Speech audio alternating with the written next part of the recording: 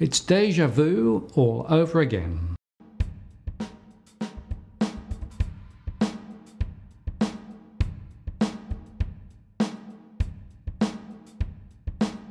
Hello again, it's Martin North from Digital Finance Analytics. I didn't expect to be doing this evening, but I came across what I think is a very important article from Zero Hedge, and I wanted to discuss it while it was still fresh.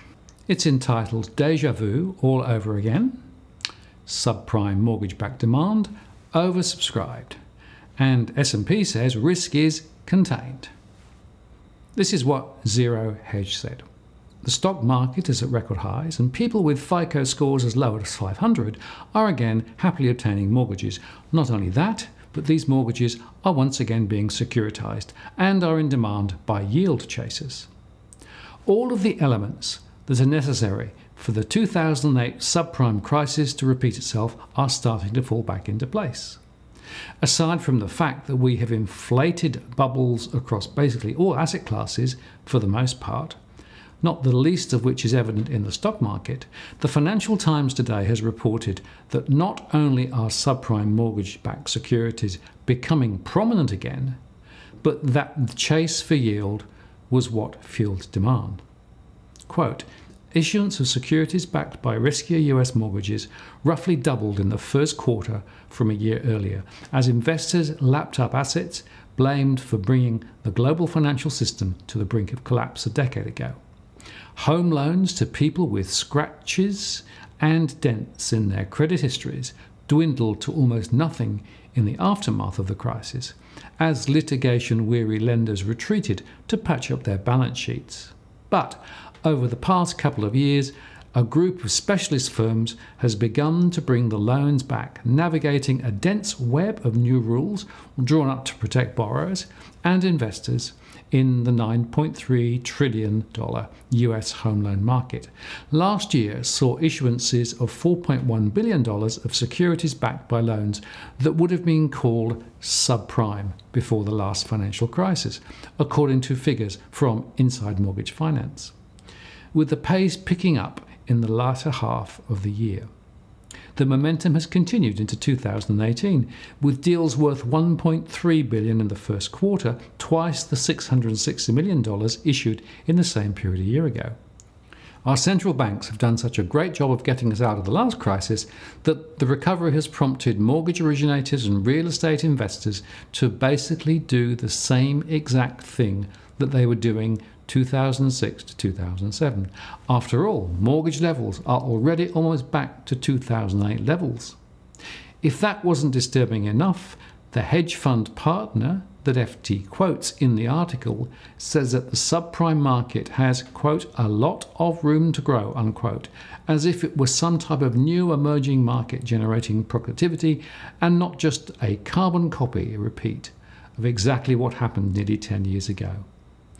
The market is starting from such a small base that it has a lot of room to grow, said Jamsted Engineer, a partner at Axonot Capital, a New York hedge fund with more than $2 billion in assets under management.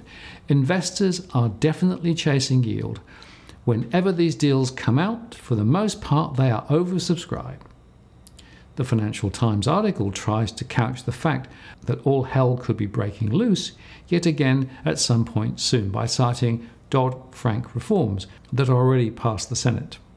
The key provisions of the rollbacks are, firstly, relaxing a host of reporting requirements for small and medium banks and to an extent larger banks, eliminating a reporting requirement introduced by Dodd-Frank designed to avoid discriminatory lending, relaxation of stress testing requirements intended to show how banks would survive another financial crisis, lifting the threshold for banks which are not subject to enhanced liquidity requirements, stress tests and enhanced risk management from $50 billion to $250 billion, exempting several institutions which could pose systemic risks down the road, allowing megabanks such as Citi to count municipal bonds as highly liquid assets that could be used towards the liquidity coverage ratio, assets which can be quickly liquidated during a crisis.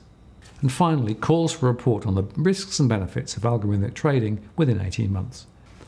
Despite the fact that the FT states that 500 FICO scores are getting approved for mortgages, S&P, one of the, quote, willfully ignorant and blind rating agencies, unquote, that missed the subprime crisis, thinks that everything is going to be fine, saying the risk is contained in our view. This is a very significant development because it essentially says that we have not learnt the lessons of a decade ago and we are repeating all the same mistakes again. And the risks in the global financial system are growing significantly. That could have a very significant impact on our local market here in Australia and will be potentially one further factor that will have a negative impact on home prices and the local economy here. I'll put a direct link to the Zero Hedge article in the comments below. If you found this helpful, please do like the post. And if you have subscribed, thank you, I appreciate it. If you haven't subscribed but would like to receive alerts, please do so. I'm Martin North, the Principal Analyst at Digital Finance Analytics. Many thanks for taking the time to watch.